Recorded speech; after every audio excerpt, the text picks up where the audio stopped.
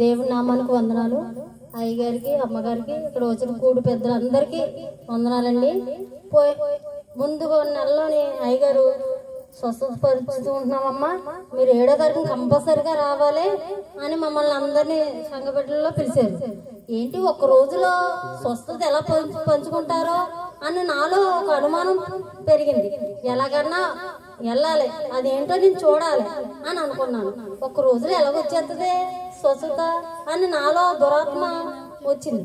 కానీ వచ్చాను, మొన్న నెలలో నేను 7వ తారీఖున వచ్చాను. ఎంత కష్టమైనా సరే నేను వచ్చాను. అది ఎన్టీఆర్ కాలనీ.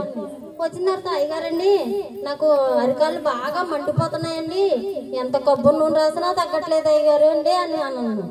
అంటే అమ్మాయి టైలు రాయమ్మా, నువ్వే తగ్గిపోయిందని నువ్వే సాక్ష్యం చెప్తావు అన్న. నిజంగా రాశాను. ఇంటికి వెళ్ళేవాడికి నా అరికాళ్ళు మంటలన్నీ తగ్గిపోయినాయి. అలాగే అయ్యగారు స్వరం మా చర్చిలో మెల్లగా చెప్పేవారు. ఇక్కడ స్వరం ఎంత ఖచ్చితంగా గర్జించినట్టు చెప్తుంటే ఎప్పుడు 7వ తారీఖు వస్తుందా, నేను ఎప్పుడు ఇక్కడికి వచ్చేస్తానా అన్న ఆందోళనలో ఇక్కడ పోయిన 4 సంవత్సరాల కిందట మా అబ్బాయి 10th క్లాస్ హాల్ టికెట్ పట్టుకొని వెళ్ళి ఒక ఆర్చిని గుద్దేశారండి. కాలు చేయి కూడా బాగా పిప్పి అయిపోయిందండి. అసలు లెగలేని పరిస్థితి. ఏదో చిన్నపిల్లని చూసినట్టుగా చూసేవాళ్ళం మేము. కానీ కాలు చేయి వస్తుందని మేమేమీ అనుకోలేదు.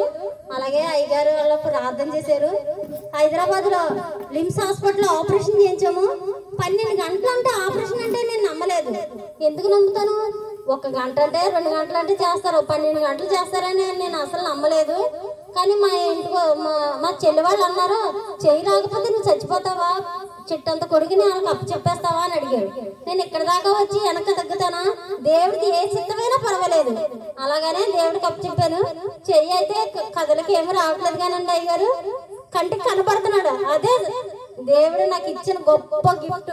అంతకన్నా అయ్యగారు, అమ్మగారు ప్రతిసారి మా ఇంటికి వచ్చి ప్రార్థన చేస్తారు. అయ్యగారు ఒక చేతితోటే బండి నడిపేస్తున్నాడు. మా అబ్బాయి డిగ్రీ చదువుతున్నాడండి. గర్వంగా చెప్పగలను నేను ఆ విషయం.